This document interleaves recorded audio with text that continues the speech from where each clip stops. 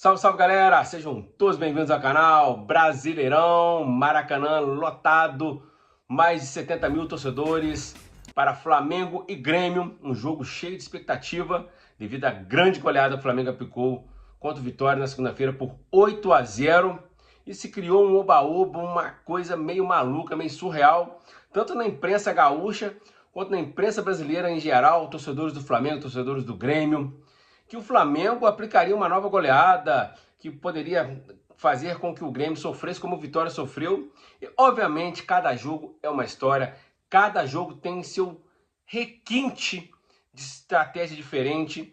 E hoje, Flamengo e Grêmio ficaram 1-1. O Flamengo acabou tomando um gol de pênalti no final do jogo, sem chance, sem tempo para o Flamengo correr atrás do gol da vitória. O Flamengo teve um volume de jogo muito bom, especialmente na primeira etapa, os 20 primeiros minutos avassaladores, mas contou com uma bela atuação do Thiago Volpe, que inclusive ele faz o gol de pênalti de empate para o Grêmio, um pênalti até meio discutível, né? Eu acho discutível porque o Ayrton Lucas estava olhando para a bola e ele estava com os braços para baixo, a bola bate no braço dele, realmente bate, mas ele não tem nenhum tipo de movimento de ir com o braço na bola, mas a arbitragem no Brasil a gente sabe como é que funciona. E o Flamengo criou esse problema para ele ao emitir uma nota oficial contra a CBF, ao tentar rir contra o sistema da CBF. Todos os outros 19 clubes foram a favor da mudança do calendário, o Flamengo foi o único e ainda emitiu nota.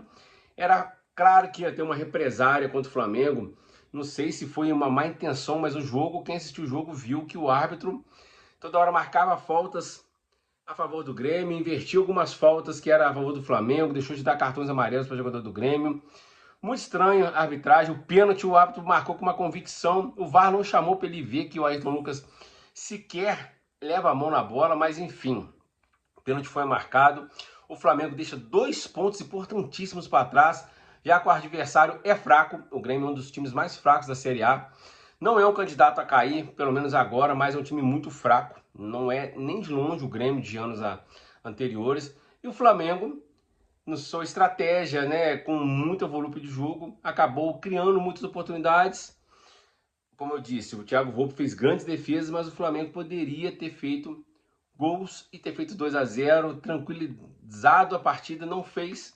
Perdeu gols, foi fazer o gol só no segundo tempo com a Arrascaeta após um raro contra-ataque que o Grêmio conseguiu sair. O Grêmio saiu, errou o passe, o Flamengo se aproveitou, acabou contra-atacando, o Samuel Lino puxou pela esquerda, deu no Arrascaeta, Arrascaeta deu no Pedro. O Pedro tabelou com o Arrascaeta que bateu chapado no canto, fez 1-0 para o Flamengo. Ali parecia que o Grêmio se abriria e o Flamengo poderia encaixar um contra-ataque e fazer 2-0. O Flamengo não conseguiu encaixar esse contra-ataque com as raras descidas do Grêmio. O Grêmio começou a ameaçar algumas saídas, mas muito tímidas, sempre com um time muito bem postado no meio campo e na defesa. Típicos do Mano Menezes, já era de se esperar que o Mano Menezes ia fazer uma retranca como fez no primeiro tempo e no segundo tempo. O Flamengo não tinha espaço para entrar na defesa do Grêmio. Aliás, o Mano Menezes, sempre quando enfrentou o Felipe Luiz, até quando estava no Fluminense, sempre dificultou demais a vida do Felipe Luiz. O Felipe Luiz tem algumas escolhas questionáveis, né? O caso do Ayrton Lucas, que fez o pênalti, eu acho que, no meu entender, não foi pênalti, mas o Ayrton Lucas, ele é um lateral que sempre dá espaço para ser atacado pelas costas. Ele é o famoso lateral mochila que a gente fala na várzea. Eu não gosto do Ayrton Lucas nem no ataque, nem na defesa. No ataque, ele dificilmente ele dá um passe, um cruzamento. Geralmente ele opta pelo chute ou então tentar ir no fundo e cruzar aleatoriamente. E na defesa ele é um desastre. Marca mal, leva muita bola nas costas, bola aérea com ele é sempre um perigo. E Felipe Luiz tem no banco o Vinha, tem o Alexandre, ele prefere o Ayrton Lucas. Ele é apaixonado no Ayrton Lucas, não sei porquê, mas enfim. Escolhas do treinador, que de novo dá errado. É incrível como sempre os gols acontecem pelo lado do Ayrton Lucas. Obviamente, eu já disse que não achei que foi pênalti, mas se marca pênalti desse no Brasil. Não sei se fosse o contrário, se marcaria a favor do Flamengo. Acho bem difícil, porque o árbitro hoje estava meio estranho. O Kahneman deu um carrinho no De La Cruz.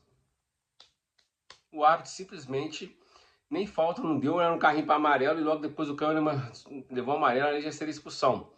Uma arbitragem que toda hora parava o jogo, picotava o jogo, principalmente quando o Flamengo tentava pressionar. Umas faltas que não era falta ele marcava e dava falta, invertia algumas faltas que era pro Flamengo e dava pro Grêmio. É impressionante.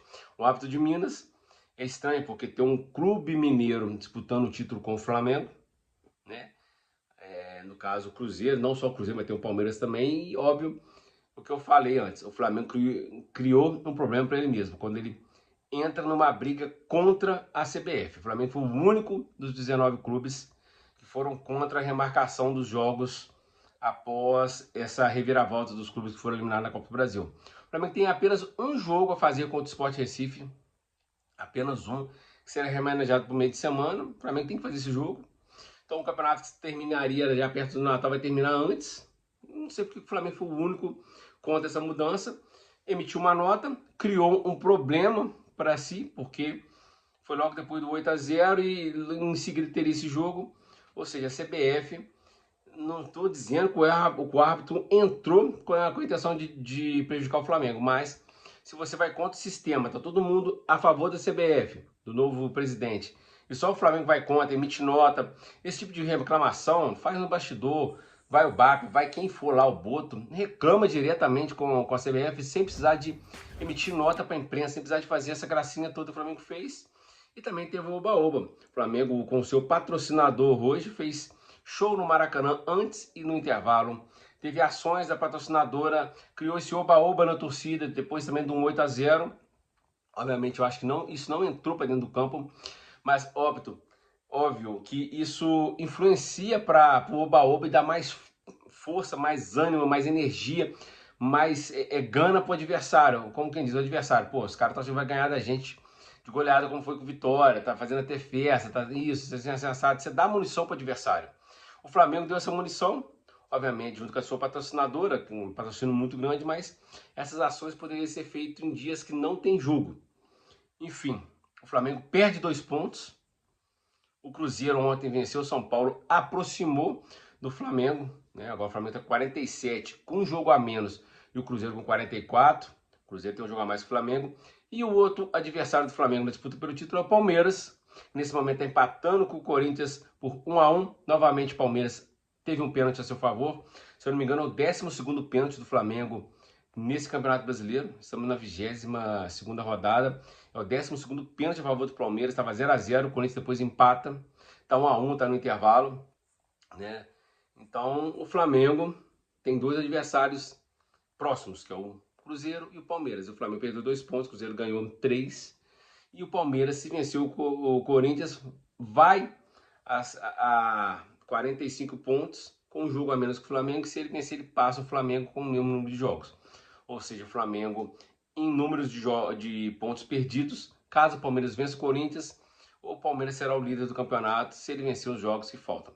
O Flamengo fez um jogo bom, só que não matou o jogo. E o Grêmio fez o jogo às suas características do seu treinador, de muita marcação, todo mundo ali da linha do meio de campo para trás, e já estava terminando o jogo, o Grêmio resolveu sair. Em 2 chegadas, as únicas 2 chegadas, o Cristaldo, se eu não me engano, deu um chutão que quase saiu na bandeirinha de escanteio, errou o chute, depois foi cruzar a bola, pegou na mão do Ayrton Lucas, pênalti, e acabou o Flamengo perdendo 2 pontos. Gol do Thiago Volpe de pênalti. É isso aí. Um abraço. Agora tem a parada para a data FIFA. Não tem jogo de futebol brasileiro. É uma data FIFA sem graça porque o Brasil já está classificado para a Copa do Mundo. Os jogos são... não tem graça nenhuma, né? Agora, se eu não me engano, é Bolívia e Chile.